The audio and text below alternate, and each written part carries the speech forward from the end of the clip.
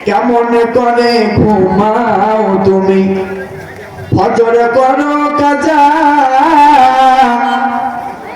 এমন তো হতে পারে জোহরে জানাজা।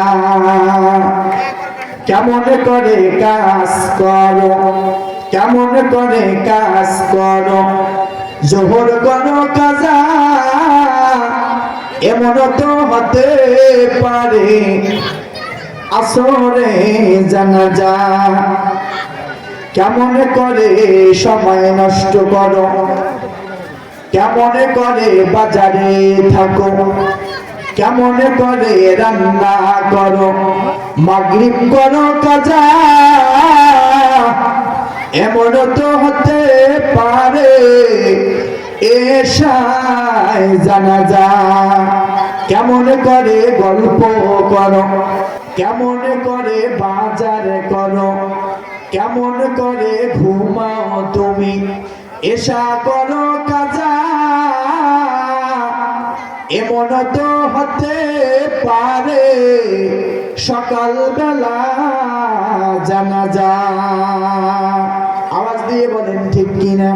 ও বাবাজি আমার, মরণের কোনো চিহ্ন নাই, কোন সময় যে মরণ হবে। এই দুনিয়ার মধ্যে যতদিন বেঁচে থাকবো, যতদিন বেঁচে থাকবো ইবাদত বন্দেগী নিয়ে কবরে যাব।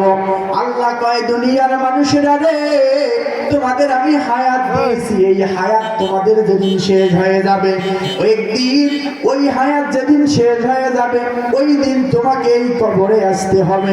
ও বন্ধু আমার, ওই কবরে যাওয়ার আগে আমাদের সবাইকে ইবাদত নিয়ে যাইতে হবে।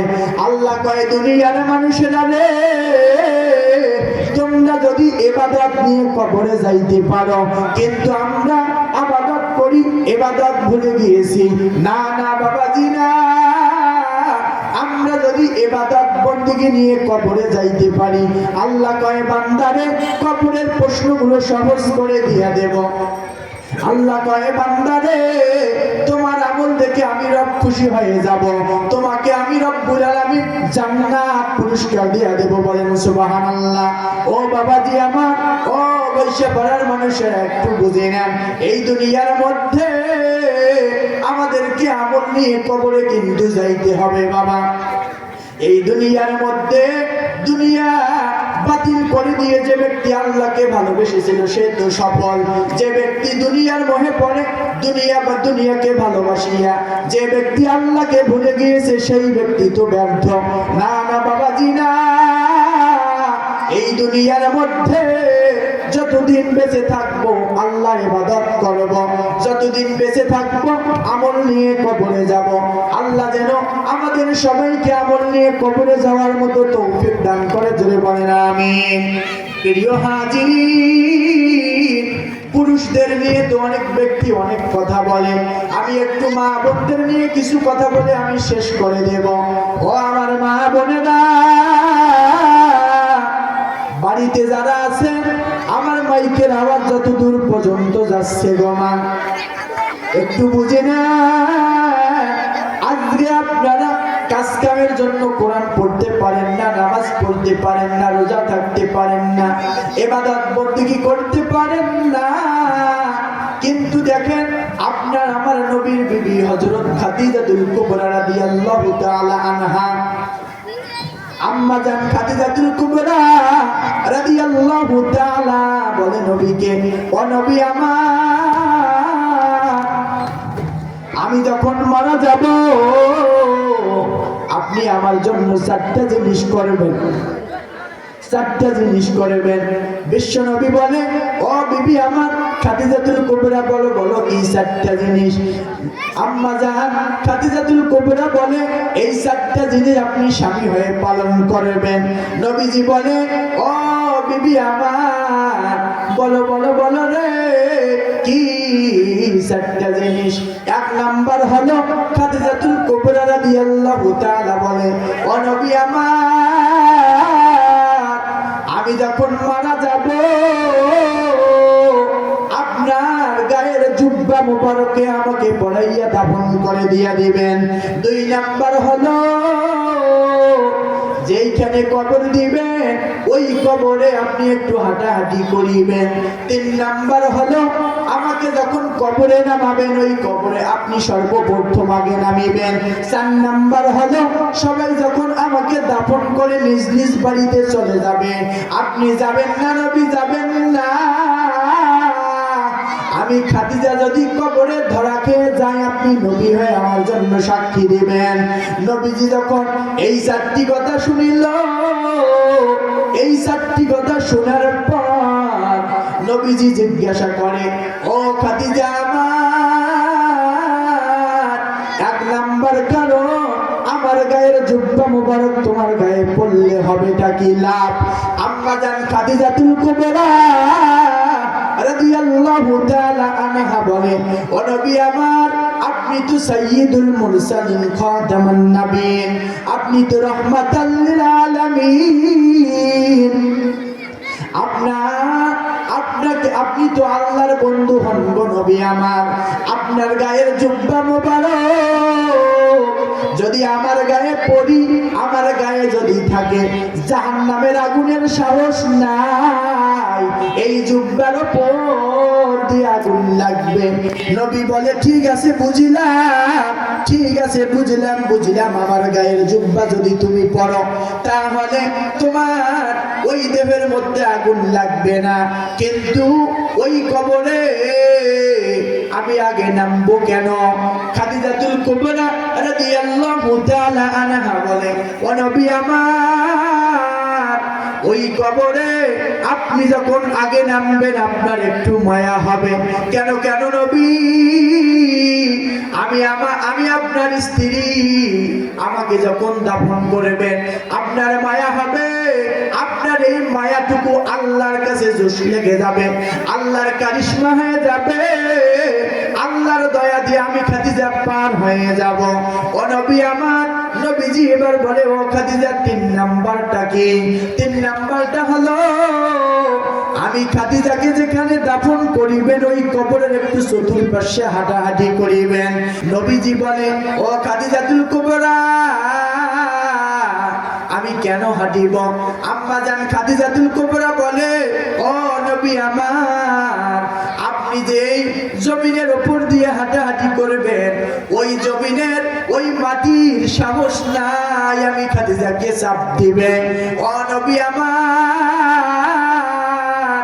ওই কবরে বদকার হইয়া যদি যায়, নেককার হইয়া যদি যায়, 2 পক্ষ মানুষকে চাপ দিবে।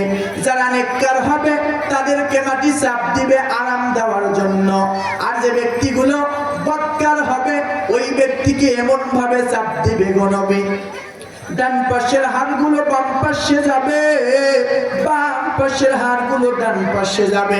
আমি ওই কবরের চাপ সহ্য করতে পারবো না।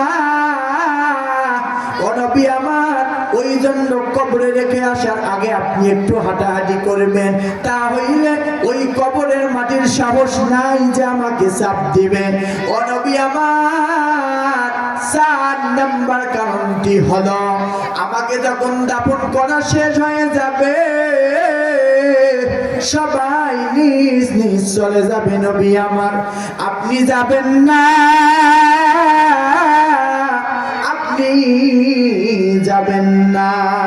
খাদিজাতুল কুবরার কথা শুনে নবীজি বলে, কেন যাব না?